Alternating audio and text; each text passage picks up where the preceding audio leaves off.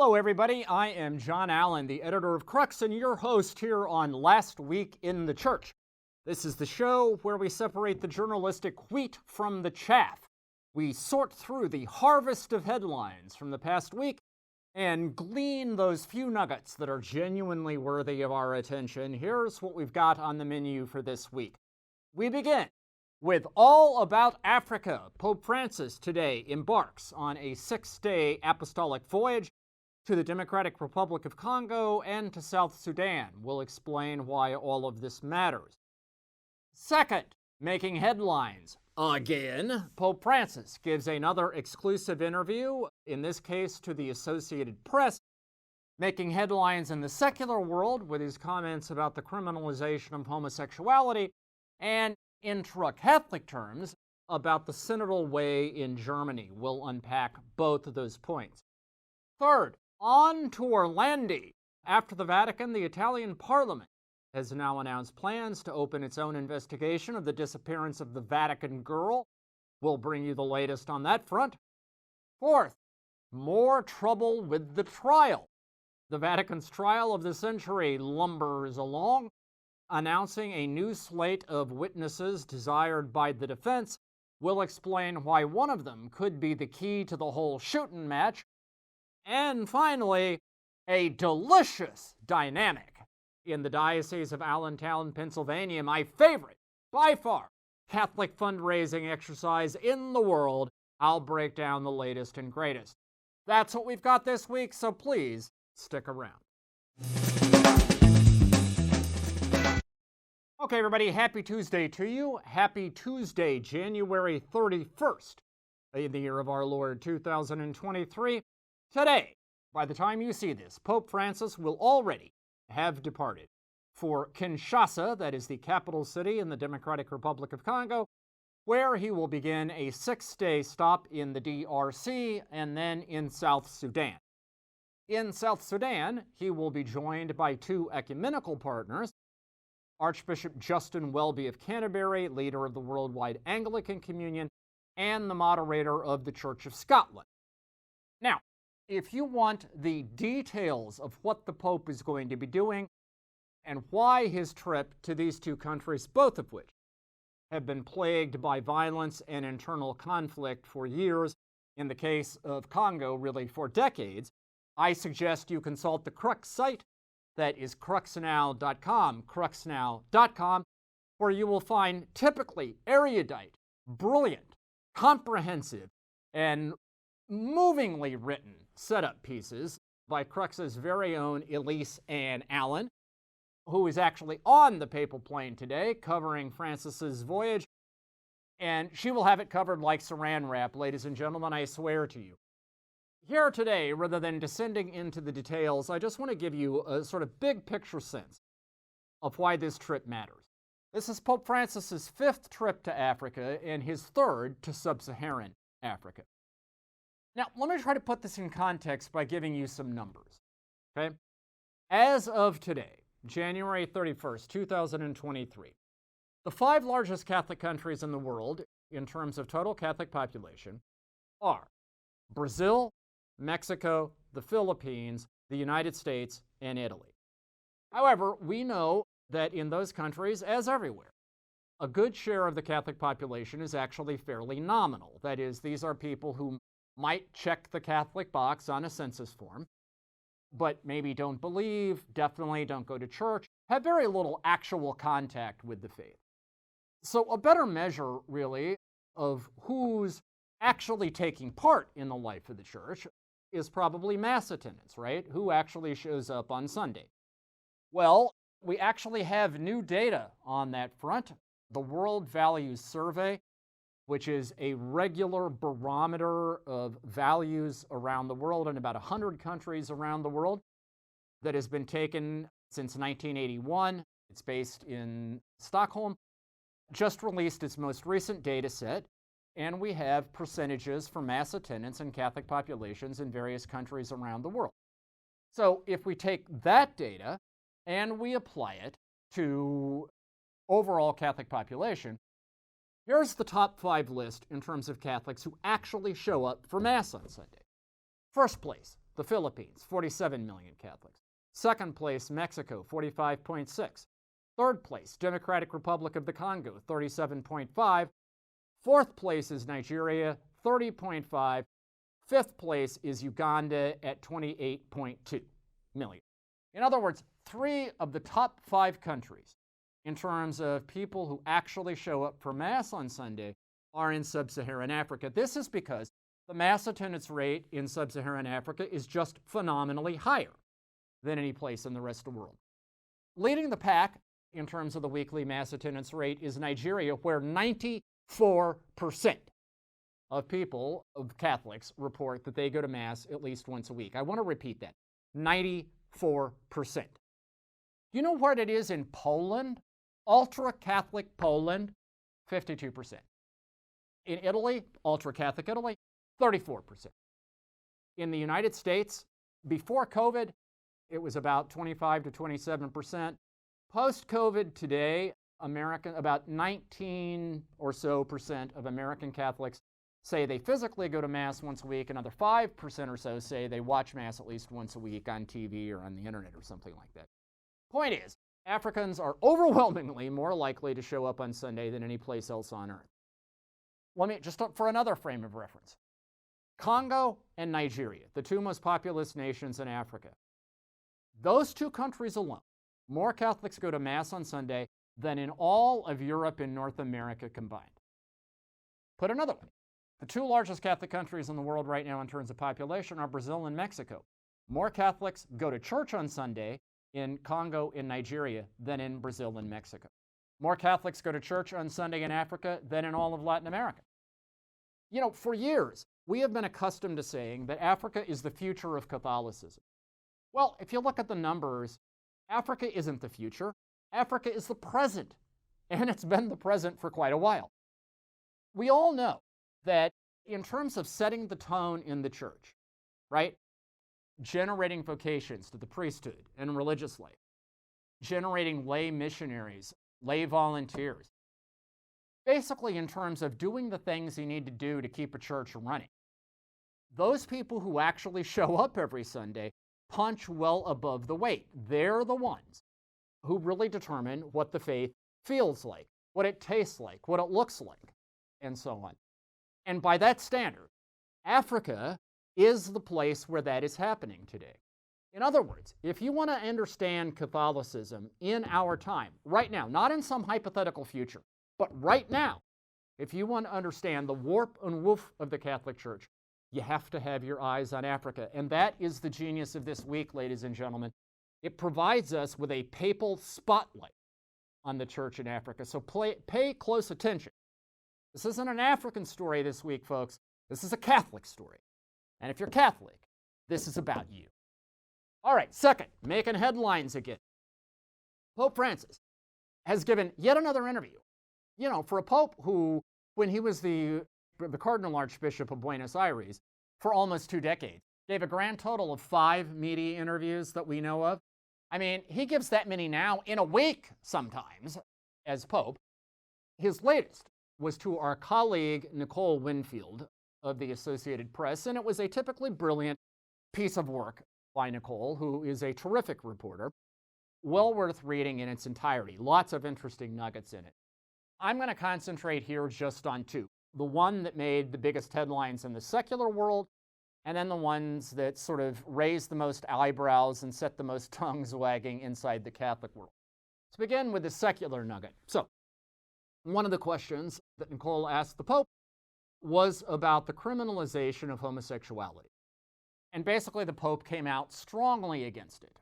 He said the Catholic Church should work against the criminalization of homosexuality, and he made a strong distinction between sin and crime. He said that homosexuality, one presumes he means homosexual behavior, is considered a sin by the Catholic Church. That doesn't mean it has to be a crime.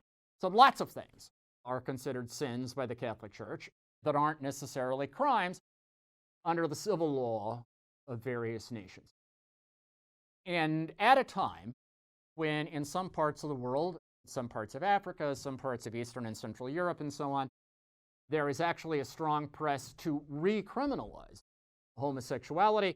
These comments obviously made waves, were welcomed enthusiastically by representatives of the LGBTQ plus community, and on and on. Now, just a little bit of context about this.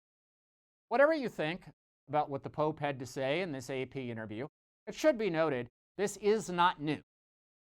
In 2008, when the United Nations was considering adopting a resolution opposed to the criminalization of homosexuality, the Vatican actually opposed the text of that resolution because it thought that the wording of it could have been used to criminalize, for instance, refusing to celebrate same-sex marriages or refusing to serve the adoption requests of same-sex couples. But as far as the criminalization of homosexuality was concerned, the Vatican was fully on board. In fact, L'Osservatore Romano carried an editorial in 2008 saying the teaching of the Catholic Church opposes the criminalization of homosexuality. From that point forward, various Vatican officials, Italian Archbishop Vincenzo Paglia in 2013, Ghanaian Cardinal Peter Turkson in 2014, and others, have all publicly come out against the criminalization of homosexuality. Here's potentially the most interesting point. Did you know that the Vatican City-State never had to decriminalize homosexuality itself? And the reason is because homosexuality was never a crime in the Vatican City-State. When the Vatican City-State was created in 1929 as a result of the Lateran Pacts, for its penal law, it adopted what is known as the Zanardelli Code, the 1889 penal code in Italy, named after Giuseppe Zanardelli, who was the Minister of Justice in the Kingdom of Italy in 1889, went on to become Prime Minister, actually, in the early 20th century. But anyway, he was the jurist who crafted this code. It was considered very progressive for its time. The Zanardelli Code was the first in Europe to acknowledge a right to strike. It introduced parole for criminal sentences.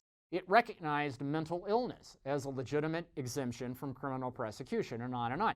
And it also created no crime of homosexuality.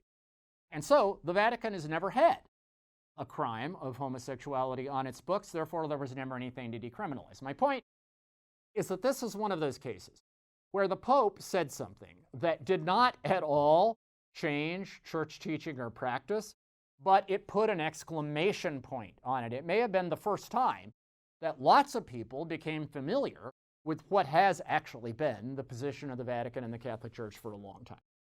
All right, the inner Catholic thing that was of interest out of this interview were the Pope's comments on the controversial Synodal Way in Germany. This is a national process of consultation that has been underway for some time now, co-sponsored by the German Bishops' Conference and the Central Committee of German Catholics, the largest and most powerful lay organization in the country. It is controversial because at various stages in the process, it has looked with favor on all kinds of what you might call liberal reforms, from the ordination of women as priests to the blessing of same-sex unions, to getting rid of clerical celibacy, at least mandatory celibacy, to giving lay people a role in electing bishops, and on and on. The Vatican, at various points, has warned the Germans not to go too far, not to get nuts, not to get ahead of the teaching of the Universal Church. Most recently, the Synodal Way has recommended a new form of governance for the German Church, so it would no longer be run just by bishops, but by a joint body, sort of a bishops and laity. The Vatican has sent a stern letter to the Germans telling them, you can't do that, you can't do anything that undercuts episcopal authority. At every critical juncture, basically, when the Vatican has tried to put on the brakes, the German bishops have said, you know what, thanks for your input, that's really interesting, but we're going to go our own way. We're going to do this anyway. Now, what is interesting about this recent interview is that Francis, in the past, when the Vatican has said no to the Germans, it was some Vatican official, not the Pope himself. Well, in this case, it was the Pope himself. And what he said was that the German synodal path isn't really synodal, he said, because, number one, it has become ideological, which he described as very dangerous when a process like this becomes ideological. And number two, he said it is something made by elites. It's not really the sort of common people, he said, but this is actually being cooked up by a kind of elite class of what you might call professional Catholics. Now, that was certainly the most critical thing that Pope Francis has said about this process. What it leaves unanswered, however, is the Pope actually going to do anything? Because, as I say, up to this point, every time the Vatican has tried to throw up a red light, the Germans have just blown through the intersection anyway. The question now, is Francis going to start writing tickets? Is he going to start pulling bishops over and telling them, look, if you want to keep your job, you can't do that, right? I mean, in other words, will there be some attempt to exercise papal authority to halt this process? We don't know. We will see. But certainly the interview would raise at least the question mark as to whether Francis may be getting to a point where he's ready to do something like that. We will see. All right, third up this week, the Orlandi investigations.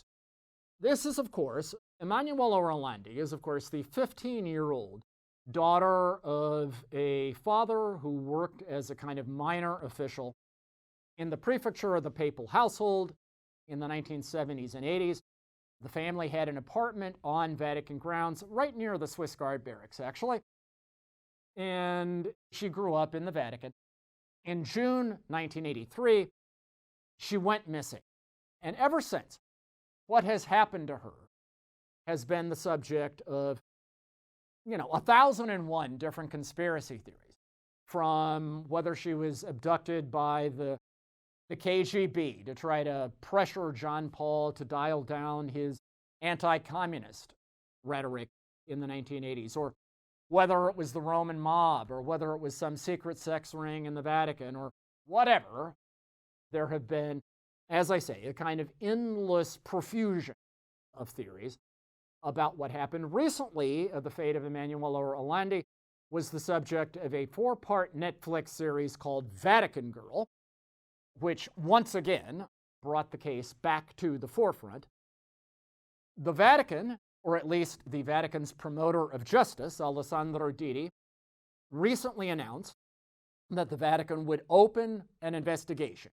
After 40 years, the Vatican would open an investigation to try to find out exactly what the Vatican knew, when it knew it, to sort of study all the archives, investigate all the witnesses, at least those who are still around, and come clean in terms of everything the Vatican can possibly contribute to a resolution of what happened to this girl.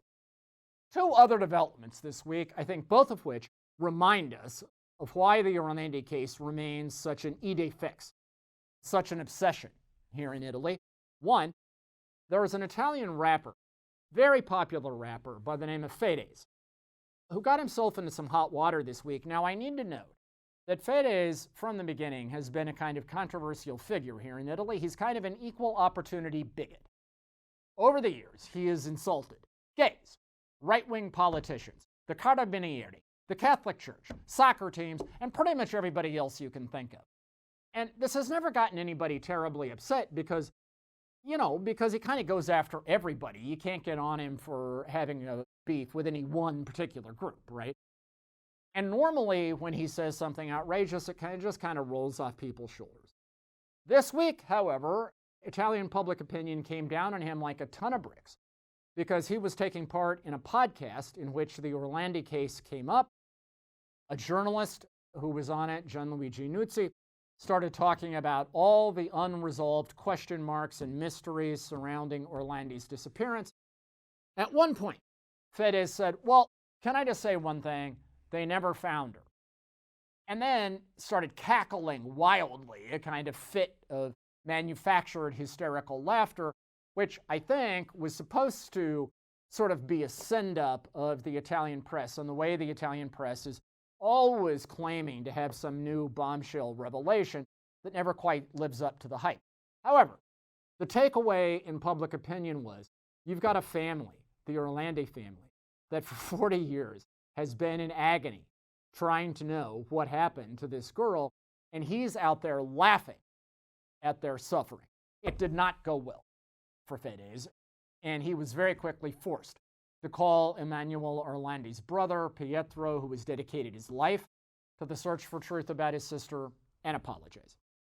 Second development is that this week, the Orlandis, in addition to family members and lawyers representing two other Roman girls whose fate is also unresolved. One is a young girl by the name of Mirella Gregory, another teenager who went missing at the same time as Emanuela Orlandi.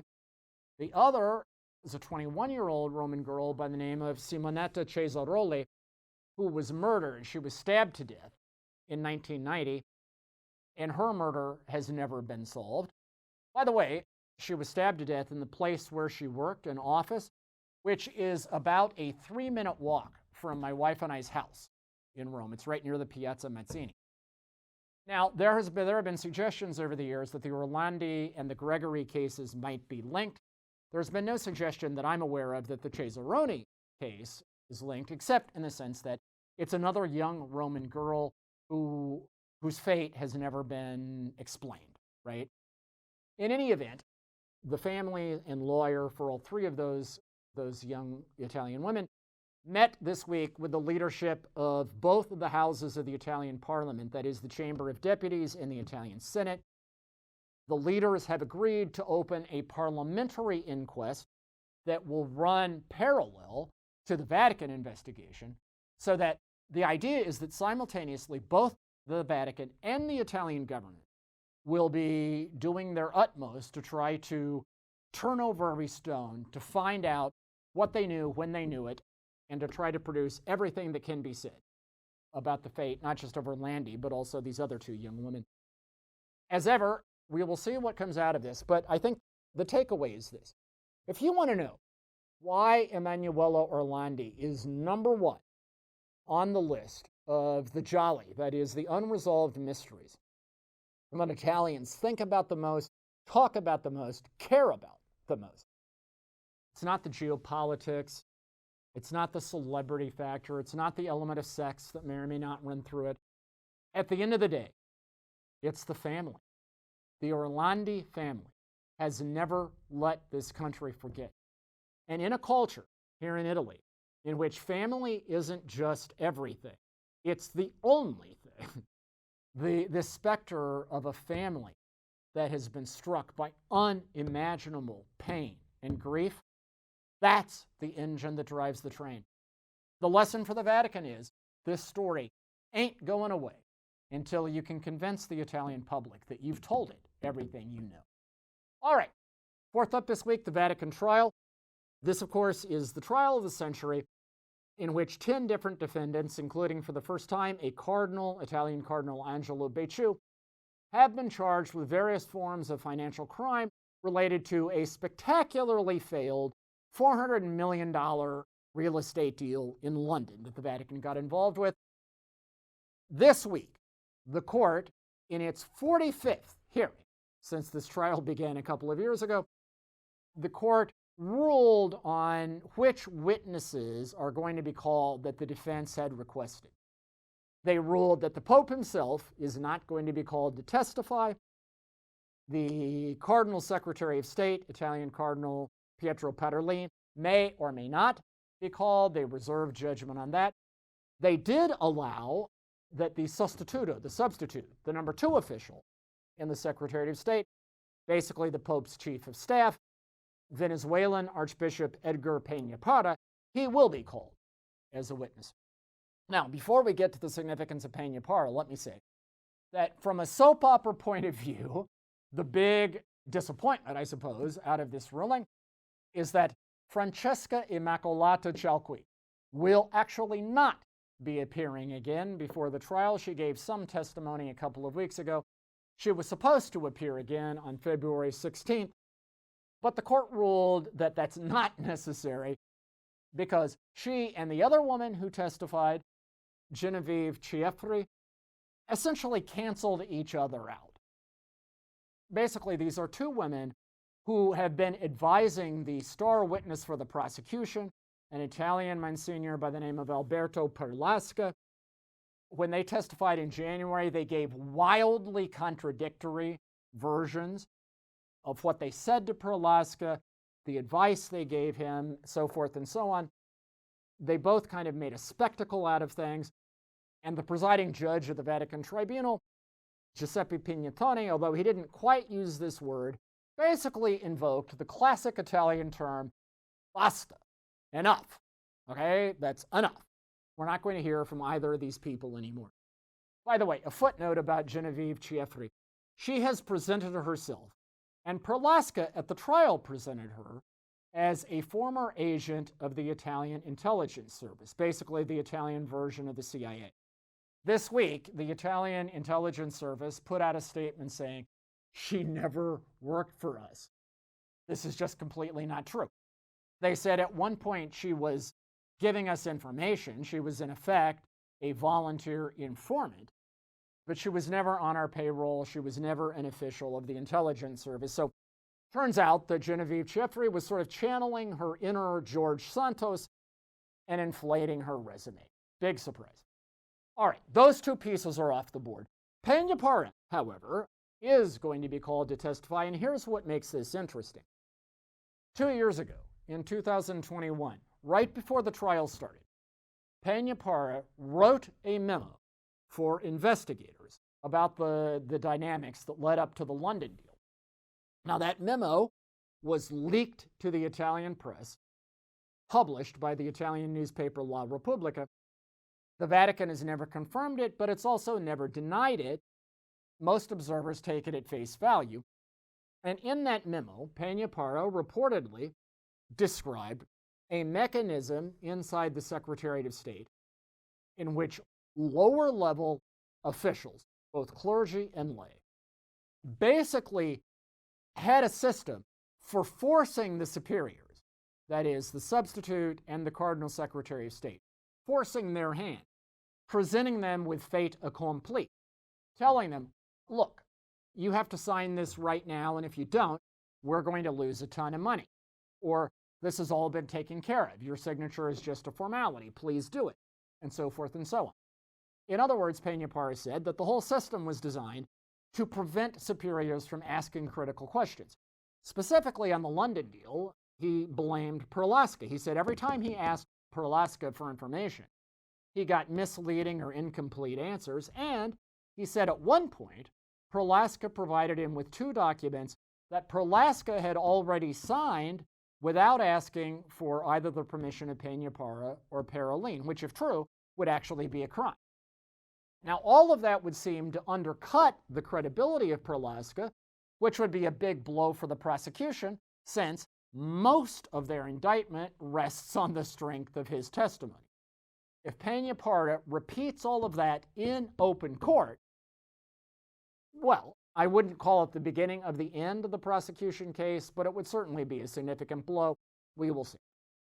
All right, finally, this week, I want to direct you to a website other than Crux for once in my life.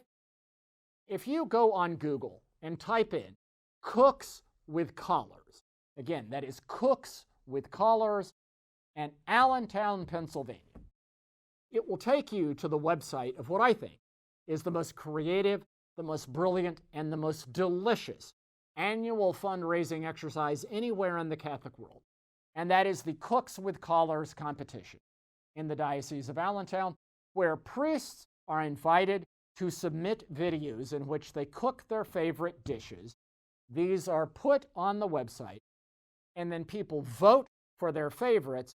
And the way they vote is by making donations to Catholic Charities for projects at these parishes. And so far this year, it has raised more than $50,000. Almost 800 people have voted. There are, I believe, 44 separate entries. And I'm just going to tell you, I love this thing. This is its 3rd edition. It began in 2021. My personal favorite this year, by the way, is the entry from Most Blessed Sacrament Parish in Bali, Pennsylvania, where the pastor is Father Rick James. Yes, I'm not making this up. His name is Rick James. And if your mind leaps to super freak, you and I are on the same wavelength. Anyway, he presented a video in which he cooks rigatoni alla norcina, one of my favorite Italian pasta dishes, in honor of Most Blessed Sacrament. I actually made it for lunch on Sunday. My wife Elise and I had it. It will probably be her last big Italian meal before she heads off for Africa today. So, hopefully she is adequately fortified. Anyway, 3 quick things about the Cooks with Collars competition. 1, it was born as a result of the COVID pandemic because parishes could no longer host their in-person festivals anymore. It is therefore a classic example of Catholic pastoral creativity, taking lemons and making not just lemonade, but limoncello. 2nd, at a time when the Catholic priesthood is not exactly drowning in positive PR, these videos show priests in the best possible light as fun, smart, interesting, compelling, authentically human personalities. It's just brilliant. And 3rd, it contradicts the public narrative about Catholicism. If all you had to go on vis-a-vis the Catholic Church was what's in the newspapers, what's on blogs, what's on TV, you would think that we are an angry, debating society that is constantly torn apart by scandal and internal political divisions. Well, look, scandals and divisions are part of the Catholic story, but anybody who actually lives and moves in the church knows that's not the whole thing. Most of the time, being Catholic is actually a blast, and most parishes are warm, loving, fun places to be. This competition captures that reality and lifts it up for all of us to see. So, God bless you in the Diocese of Allentown, Pennsylvania.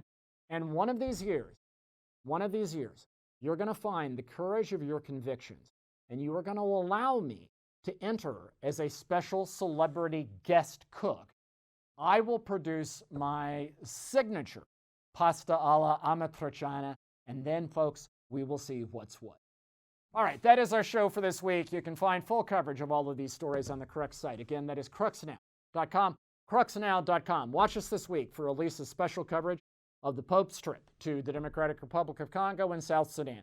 We'll be back next week, same bat time, same bat channel. In the meantime, stay safe, stay healthy, have a fantastic and blessed week. We will talk to you again soon.